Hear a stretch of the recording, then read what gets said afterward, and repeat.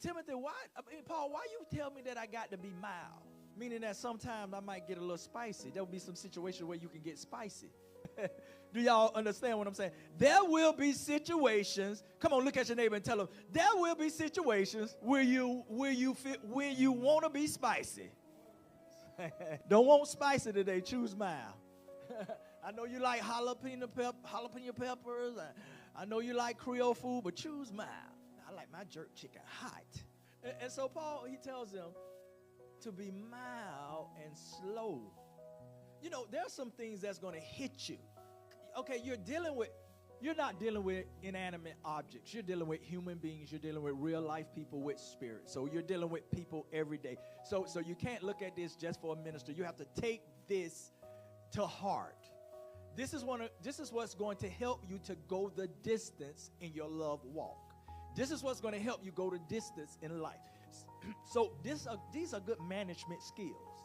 These are good leadership skills. And they don't begin in the workplace.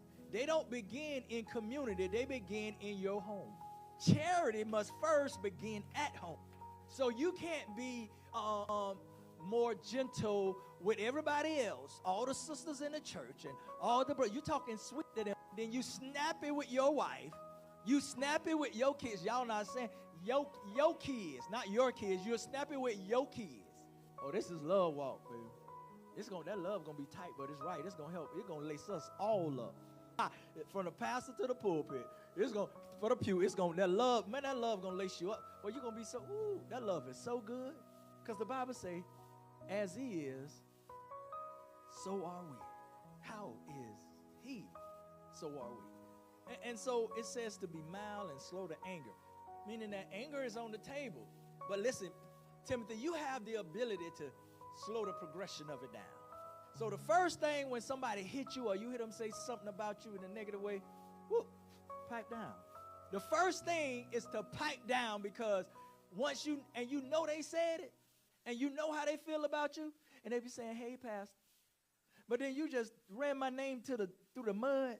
It ain't even about me. When you're going the distance, you're trying to help people. You're preaching the word. It says to be long-suffering, slow to anger, slow to punish.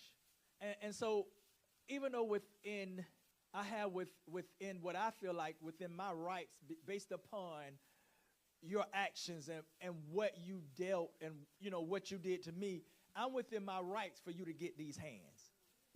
I'm in my right, for you to get these metaphoric hands. You see what I'm saying?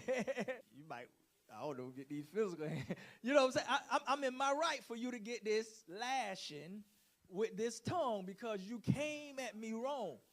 And our flesh say, okay, you stepped them. You got to come correct. You came at me wrong. If they wouldn't have came at me wrong. And so what we're seeing here, we're seeing when we're talking about this love walk, Dr. T, what I see right here, I see the fruit. Okay, y'all not saying anything. Of what? Of the Spirit of God. That's what long suffering is. So not so quick to punish them. But this self-control. I think we're going to talk about that Sunday with that discipline, that self-control. Because, sometimes we say, "Oh, I need discipline." And I was, studying consistency, and I heard my pastor say, he say, discipline come through consistency. I say, sure enough. You're right, talking about, "Oh, I need discipline, I need discipline." No, you need consistency. They go hand to hand. So the more you do a thing, you become that. That's how you develop the discipline, because you kept doing it over and over. And the more you not clapping back when somebody, you follow what I'm saying? The more you gain control over that spirit. The more you don't clap back. And God didn't orchestrate it, but He allowed you to get, for people to come at you. He allowed the devil to test you like that. And now you have to be clear on who you are. You have to be consistent. You can't, okay, in season and out of season, you got to still preach Christ through your life. Oh, they just caught me on the wrong day. God forgive me, I had to cuss them out. Well, they made me do it. They came from me. Sure, I feel better now. I just cussed them out. God know my heart. Okay, we're going to kill all of that, because you have some control over that. If you practice it, If you continue in it, it will become a part of you. And so he says, reprove, rebuke, exhort, watch this, with all long suffering, which is patience, forbearance, all of that, and doctrine. And doctrine. What doctrine? Not just know any doctrine. What is doctrine? Doctrine is teaching.